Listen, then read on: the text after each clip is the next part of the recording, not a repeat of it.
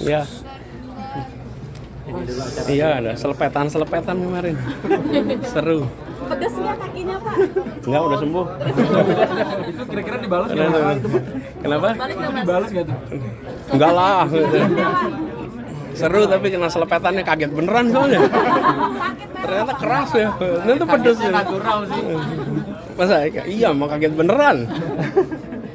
Seru. Mas Anies, izin mau menanyakan tadi Mas Anies sempat menyebut bahwa salah satu penyebab mengapa kebijakan di negara kita tidak konsisten karena tidak adanya reformasi terhadap partai politik. Ini maksudnya Mas Anies kalau seandainya terpilih akan melakukan kebijakan-kebijakan untuk mereformasi partai politik itu atau gimana, Mas?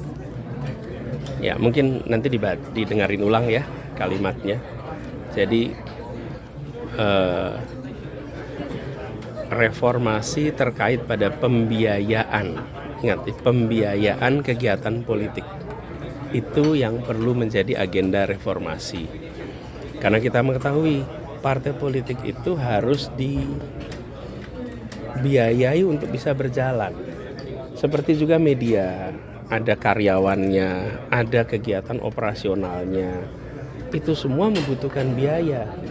Dan selama itu tidak diatur dan tidak disiapkan dukungan pendanaan, maka beban biaya itu harus kemudian ditanggung oleh orang-orang yang berada di dalam proses politik. Jadi apa yang kemudian terjadi, biaya yang senyatanya ada, kita semua seakan tutup mata, seakan-akan nggak mau tahu itu ada apa tidak. Pokoknya yang penting jalan. Beban itu ada pada siapa? Ada pada pengurus DPW, pengurus DPC, pengurus DPD.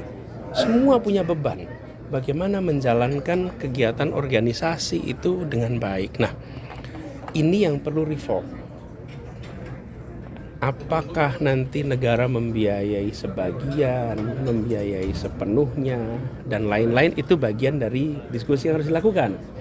Tapi jangan sampai problem ini tidak menjadi perhatian. Ketika itu tidak menjadi perhatian, nanti kemudian beban itu akan muncul kemana? Ke anggota dewan, DPD kabupaten, DPRD kabupaten, DPRD kota, DPRD provinsi, DPR pusat, di mana mereka kemudian harus menanggung pembiayaan dan efeknya nanti ke APBN, ke APBD, ke kebijakan itu. Jadi bukan reformasi partai politik ya, tapi pembiayaan kegiatan politik. Tapi kan selama ini kan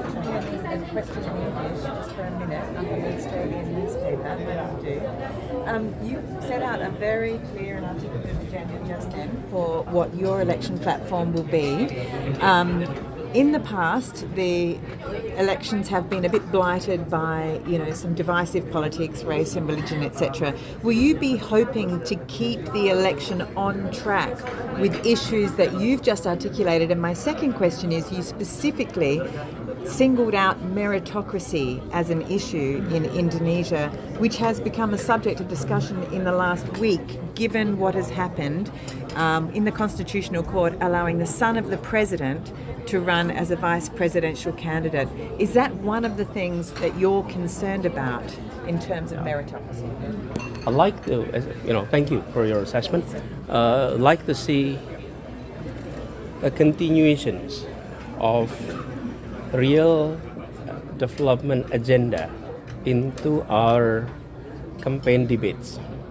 That the debates, the agenda being put forward during the campaign by all candidates is issues of importance for our country, and that is programmatic mostly.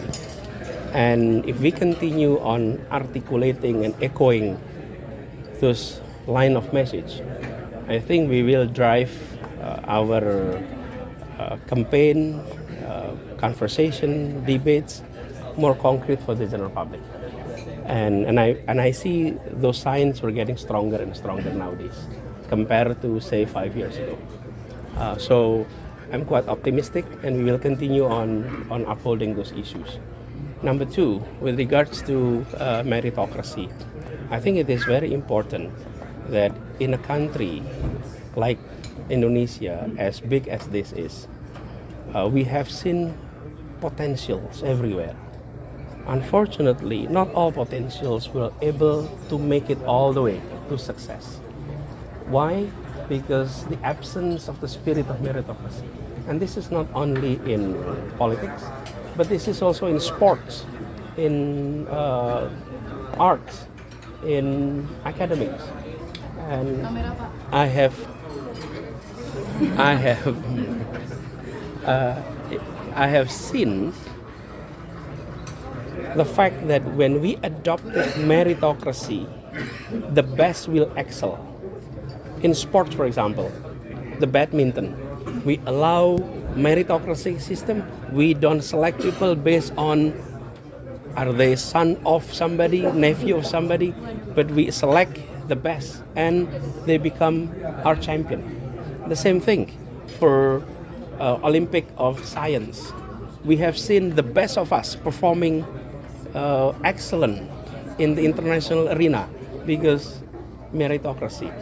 So I think this is not only referring to what has happening recently, but I've been echoing the message of meritocracy for many years, not only now. And you can see my record on that. And I even give an example of Brazil. Brazil is the only country in the world that have their soccer team made it to the final of World Cup. Every World Cup, Brazil is always there. Why?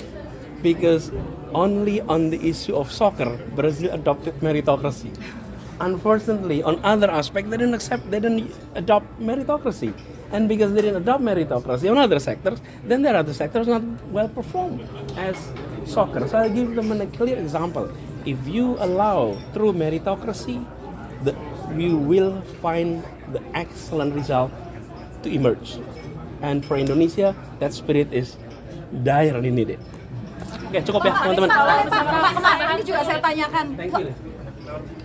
Pak Anies, Mas Anies, ini kan Pak Jokowi yang bilang saat kampanye nanti bagaimana Mas? Kenapa? Kalau politik identitas diisukan lagi kepada Mas Anies, Anda yang ngisuin, kita nggak pernah ngisuin. Anda yang ngulang-ngulang.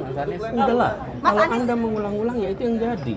Kita ngomongin soal perubahan, keadilan, diulang-ulang, ditarik-tarik pada isu yang kita nggak pernah ngomongin. Jadi siapa yang sesungguhnya mengarahkan ini? Anda. Stop doing that. Kalau beliau, kami yakin Presiden akan bersikap netral, Presiden akan menjaga agar kewibawaan proses demokrasi kita tetap tinggi dan keren kan? Kalau menang netral. ada kekhawatiran Mas Gibran akan menggunakan fasilitas pemerintahan? Rasanya enggak. Semua media nonton, semua rakyat nonton, betul nggak? Sekarang semua orang jadi reporter. Bagaimana coba bisa menjaga semua yang sifatnya pelanggaran? Takutnya apa? Pemberitaan. polisi. Lawannya anaknya presiden loh Mas. Pak, satu lagi. Gimana tanggapan Bapak soal Demokrat ini kan yang masuk pemerintahan, padahal selama ini Demokrat selalu menyuarakan perubahan. Gimana tanggapan Bapak? Malarinya baru di